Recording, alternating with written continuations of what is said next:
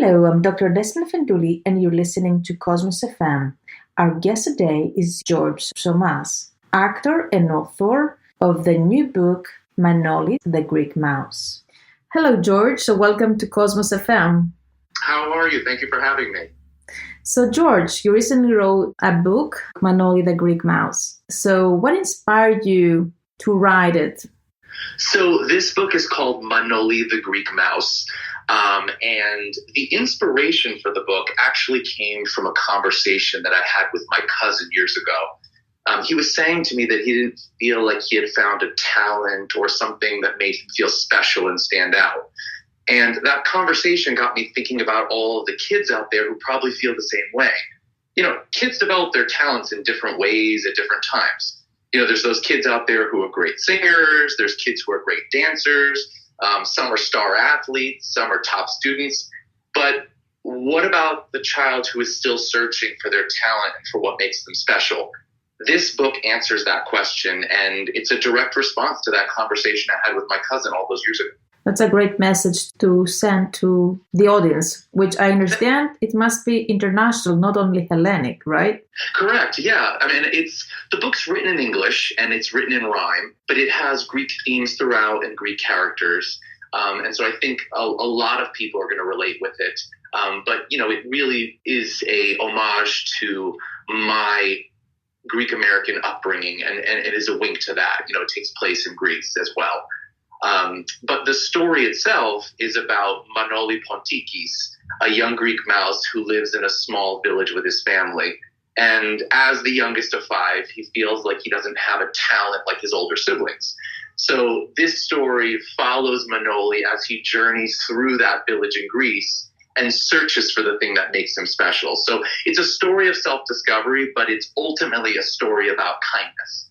That's very interesting, kindness also. Yeah, I think it's a message that never gets old. I think it's something that people need to constantly hear. And obviously, everybody wants to instill kindness and teach that to their children. So I think this book really, really illustrates that well. That's great. So you have a Greek background. So I would like to ask you to tell us a few more details about, your Hellenic heritage. My grandparents immigrated to America from the island of Limnos, and then my other side came from the village of Alika, Laconia in Greece, Sparta area. So I've been a part of the Greek-American community my entire life. I've been involved in Goya. I was involved in the church growing up. I'm a member of the AHEPA now. So being Greek and being a part of the Greek community and being a part of the church has been something that's been a part of my entire life. And so I'm still a part of a lot of organizations. And so, like I said, when I was looking to write this book and when I got inspired to write this book, it only made sense to me to sort of wrap it around the Greek culture and have it be in a lot of ways, not only the beautiful message that I wanted to get across, but a love letter to the Greek community. That's really nice. And let me ask you, what does Hellenism mean to you? Because you are second generation. Yes. Mm-hmm. To me, it means community. It means, I think people, especially nowadays, are searching for community. They're searching for a place to belong. And I've been very fortunate that in my life, I always felt like I belonged.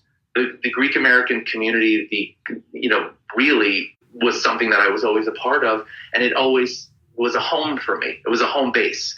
So no matter where I went in my life and no matter what I did, I always had that home base of the Greek community. And they always say there's only a few degrees of separation between Greeks knowing Greeks. So it's really exciting to be out there in the world and in the professional world and to still be coming across people who know you and have heard of you and are there to support you. That's the number one thing. So it's community, and then the second thing would be support.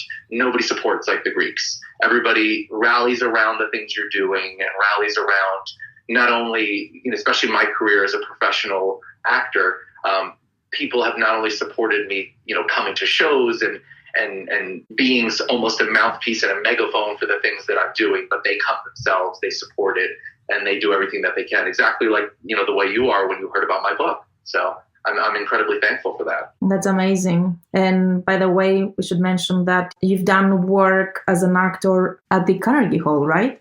Well, I'm a professional Broadway actor, so I've done a lot of different things. So I've been on Broadway. I was in the entire run of South Pacific on Broadway at Lincoln Center. I did the entire run of Fiddler on the Roof on Broadway. I've done the national tour of My Fair Lady. I've also done 6 world premiere plays and musicals around the country, which is developing new work and being a part of new work. But to reference what you're saying, I actually was asked to honor Academy Award winner George Chakiris, who was the actor who played Bernardo in West Side Story, the original Bernardo in West Side Story.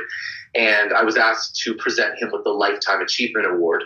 And that was done at Carnegie Hall. And I actually sang the song Somewhere from West Side Story to honor him and then presented him with that award. And then almost in a full circle moment with the book, I talk about people supporting each other and Greeks supporting each other. When my publishers were saying that it would be really great to have a back cover testimonial for the book, I immediately thought of George Chakiris, and I was like, oh my God, he would be perfect to put on the back of this book. And I reached out to him, and he immediately said yes.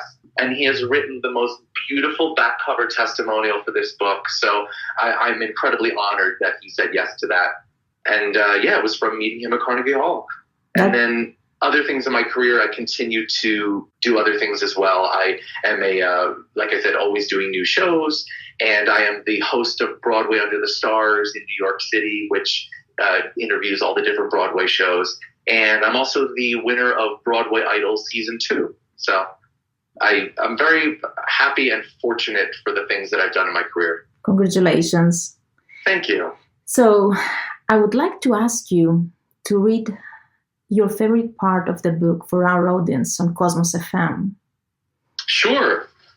Let me read a couple pages here that I think sets up things really nicely. So here we go.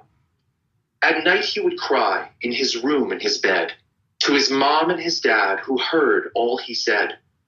What if I don't find something that sets me apart? I've tried swimming and tumbling. I'm no good at art. Now listen to me, whispered Mom in his ear. You were born to be special. There's a reason you're here. Dad chimed in at once. Your mother is right. Now stop all that talking. We love you. Good night. So then the story goes on, and you realize, Manoli goes out and searches for what makes him special, and you follow that journey throughout this village in Greece. That's amazing. I would stress that here you bring also the importance of the family and the support of the family, right? To follow your dreams. Oh, yeah. And I have to say that's what I've experienced. So the support of my family and the support of my parents and my sister and all of my extended family and friends really are what shaped who I am today. So I have that in this book. So like I said, Manoli's the youngest of 5, so he comes from a big family. He has the supportive parents.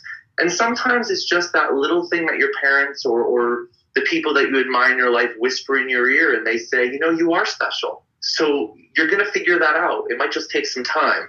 So that's sort of a little bit of the passage that you heard in the book. And then obviously it goes on. And as you can see, the book's written in rhyme.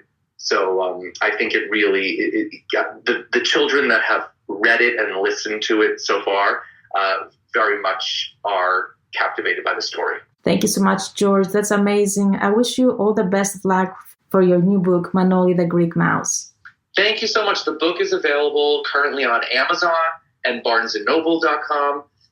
You can also visit ManoliTheGreekMouse.com to read more about me and about the book. And you can also visit GeorgePsomas.com. And as true Greek fashion, my name is Psomas, but the S is silent, so it's Psomas. So I really look forward to all of the people out there that are going to be introduced to Manoli in new ways. Thank you so much again. Thank you so much. I appreciate your time. Thank you. Ladies and gentlemen, I'm Dr. Despina Afentouli, and you're listening to Cosmos FM. You've just heard the interview with George Psomas, actor and author of the new book, Manoli the Greek Mouse.